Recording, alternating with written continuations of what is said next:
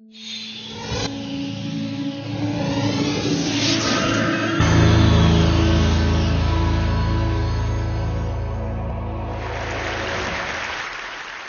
would be willing to bet that I'm the dumbest guy in the room because I couldn't get through school. I struggled with school.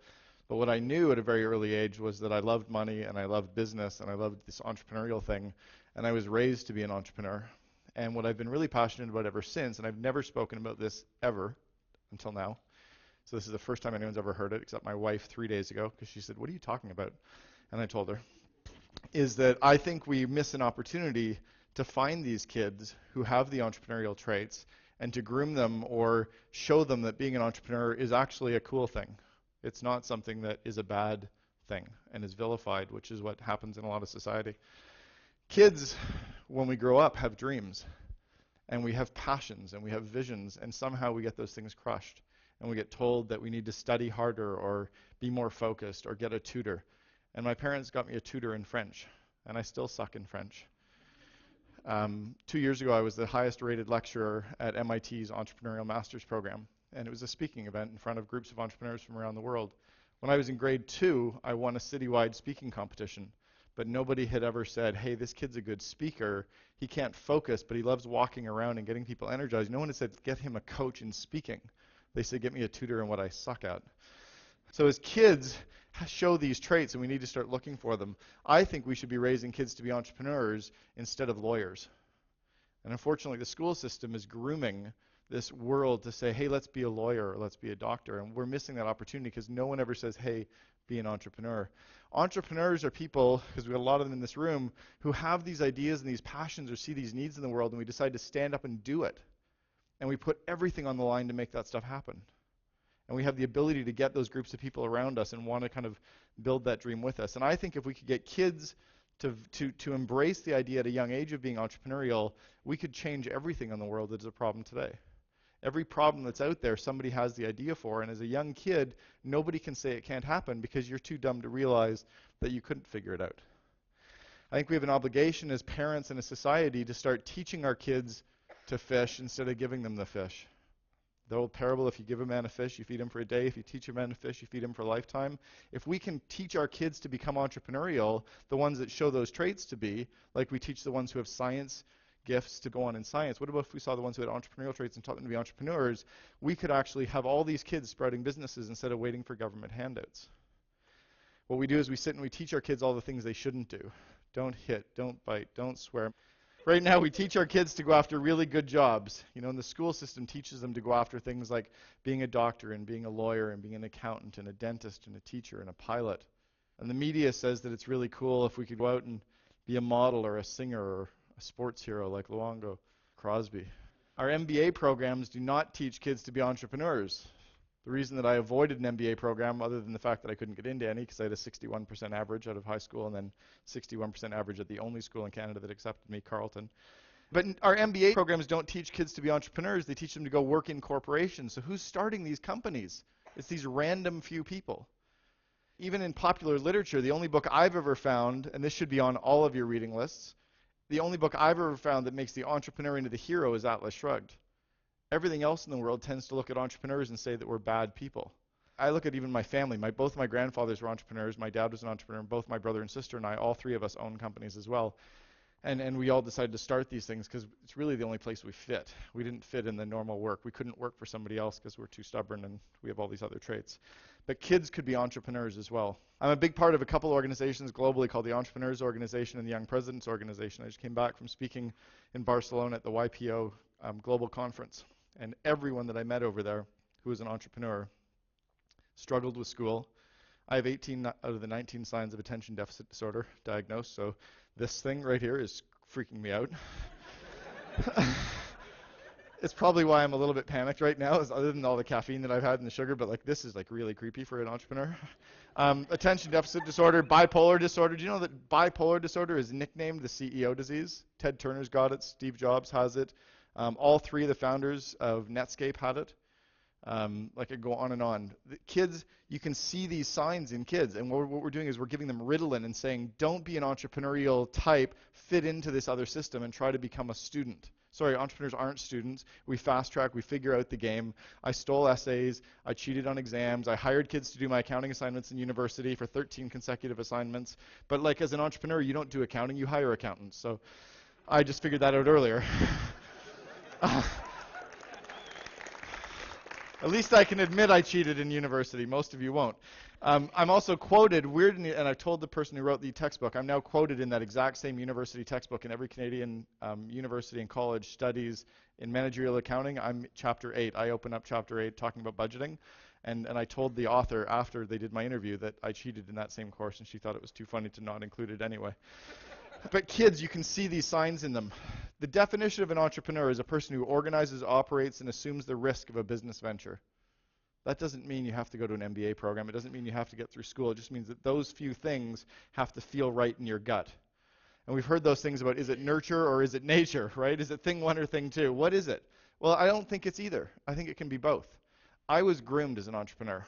When I was growing up as a young kid, I had no choice because I was taught at a very early young age, when my dad realized I wasn't going to fit into everything else that was being taught to me in school, that he could teach me to figure out business at an early age. He groomed us, the three of us, to hate the thought of having a job and to love the fact of creating companies that we could employ other people. My first little business venture, I was 7 years old, I was in Winnipeg, and I was lying in my bedroom with one of those long extension cords, and I was calling all of the dry cleaners in Winnipeg to find out how much would the dry cleaners pay me for coat hangers. And my mom came into the room and she said, where are you going to get the coat hangers to sell to the dry cleaners? And I said, let's go and look in the basement. And we went down to the basement, and I opened up this cupboard, and there was about 1,000 coat hangers that I'd collected, because when I told her I was going out to play with the kids, I was going door to door in the neighborhood to collect coat hangers to put in the basement to sell. Because I saw her a few weeks before that, you could get paid. They used to pay you 2 cents per coat hanger. So I was just like, well, there's all kinds of coat hangers, and so I'll just go get them. And I knew she wouldn't want me to go get them, so I just did it anyway.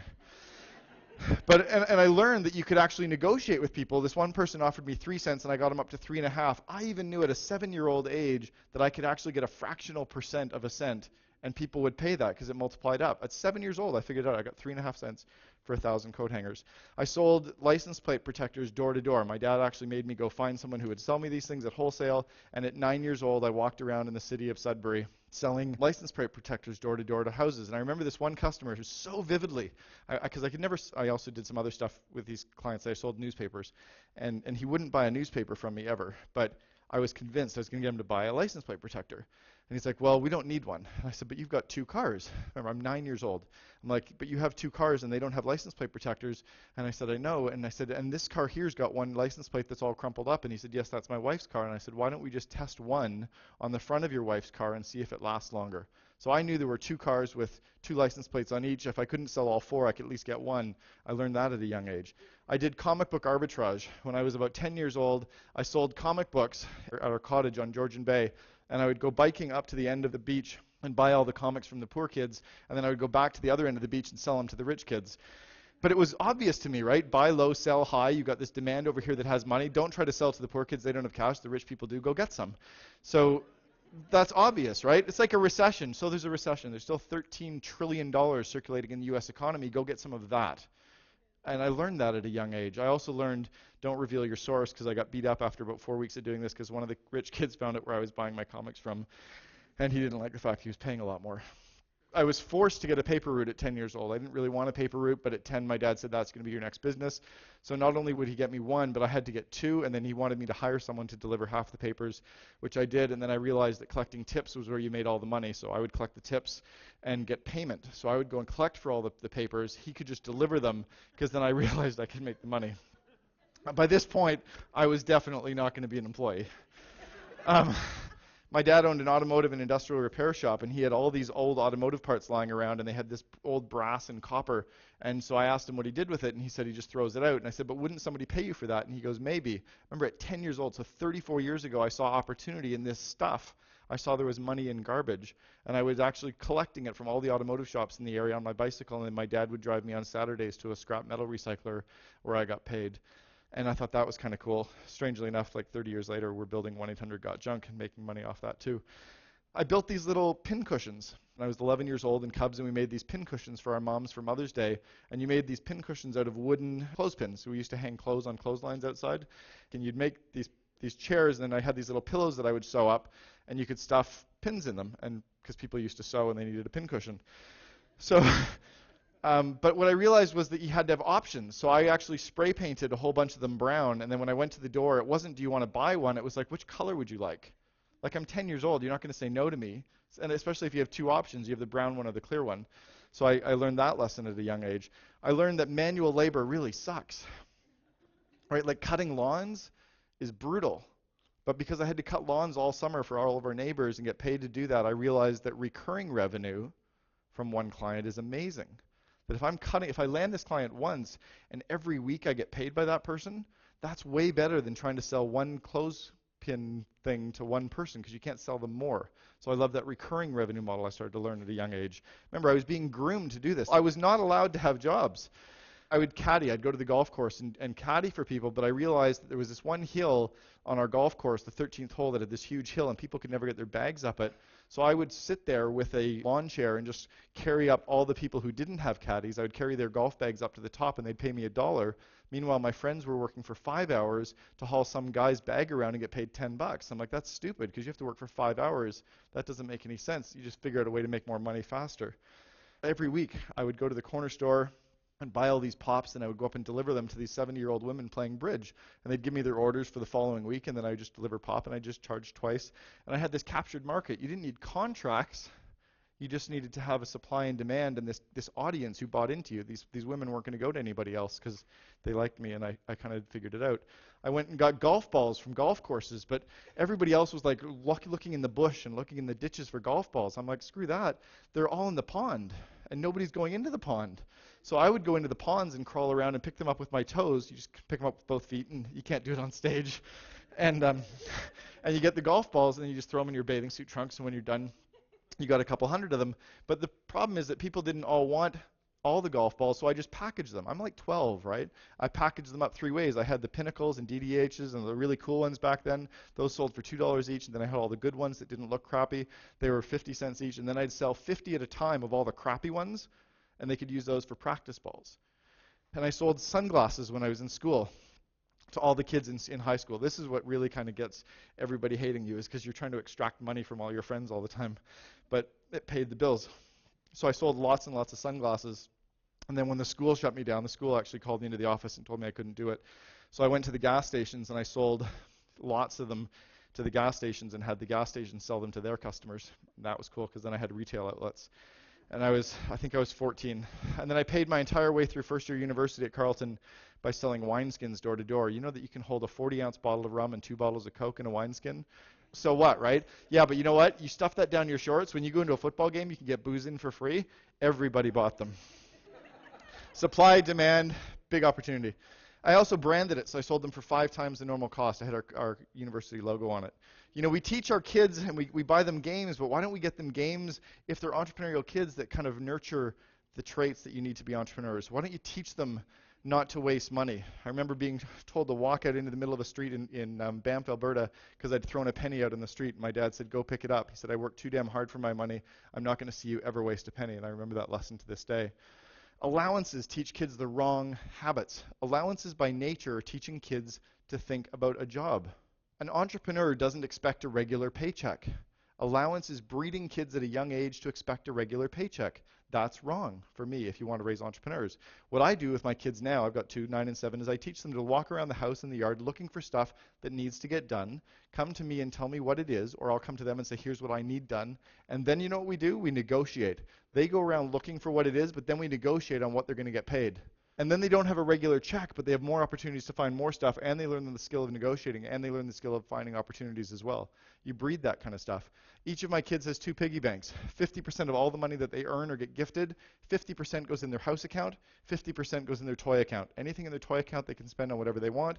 The 50% that goes in their house account every 6 months goes to the bank. They walk up with me. Every year, all the money in the bank goes to their broker. Both my 9 and 7-year-olds have a stockbroker already. But I'm teaching them to force that savings habit. It drives me crazy that 30-year-olds are saying, maybe I'll start contributing to my RRSP now. Shit, you've missed 25 years. Like, you can teach those habits to young kids when they don't even feel the pain yet. Don't read them bedtime stories every night. Maybe 4 nights out of the week read them bedtime stories, and 3 nights of the week have them tell stories. Why don't you sit down with kids and give them 4 items a red shirt, a blue tie, a kangaroo, and a laptop, and have them tell a story about those 4 things. My kids do that all the time. It teaches them to sell. It teaches them creativity. It teaches them to think on their feet. Just do that kind of stuff and have fun with it. Get kids to stand up in front of groups and talk, even if it's just stand up in front of their friends and do plays and have speeches. Those are entrepreneurial traits that you want to be nurturing. Show the kids what bad customers or bad employees look like. Show them the grumpy employees. When you see grumpy customer service, point that out to them. Say, by the way, that guy's a crappy employee. And say, these ones are good ones. If you go into a restaurant and you have bad customer service, show them what bad customer service looks like. Right? We have all these lessons in front of us that we don't take those opportunities. We teach kids to go get a tutor. Imagine if you actually took all the kids' junk that's in the house right now, all the toys that they're outgrown 2 years ago, and said, why don't we start selling some of this on Craigslist and Kijiji? And they can actually sell it and learn how to find scammers when they get email offers come in. They can come into your account or a sub-account or whatever, but teach them how to fix the price, guess the price, pull up the logos or the photos, teach them how to do that kind of stuff and make money. And then the money they get, 50% goes in their house account, 50% goes in their toy account. My kids love this stuff. Some of the entrepreneurial traits that you got to nurture in kids: attainment, tenacity, leadership, introspection, interdependence, values. All these traits you can find in young kids and you can help nurture them. Look for that kind of stuff. There's 2 traits that I want you to also look out for that we don't kind of get out of their system. Don't medicate kids for attention deficit disorder unless it is really, really freaking bad. The same with the whole things on mania and stress and depression. Like, unless it is so clinically brutal, man. Bipolar disorder is nicknamed the CEO disease. When Steve Jurvitz and Jim Clark and Jim Barksdale have all got it, and they built Netscape, imagine if they were given Ritalin, we wouldn't have that stuff, right? Al Gore would have really had to have invented the internet. These skills are the skills that we should be teaching in the classroom as well as everything else. I'm not saying don't get kids to want to be lawyers, but how about getting entrepreneurship to be ranked right up there with the rest of them as well? Because there's huge opportunities in that. I want to close with a quick little video. It's a video that was done by one of the companies that I mentor, these guys, Grasshopper. It's about kids. It's about entrepreneurship. Hopefully this inspires you to take what you've heard from me and do something with it to change the world.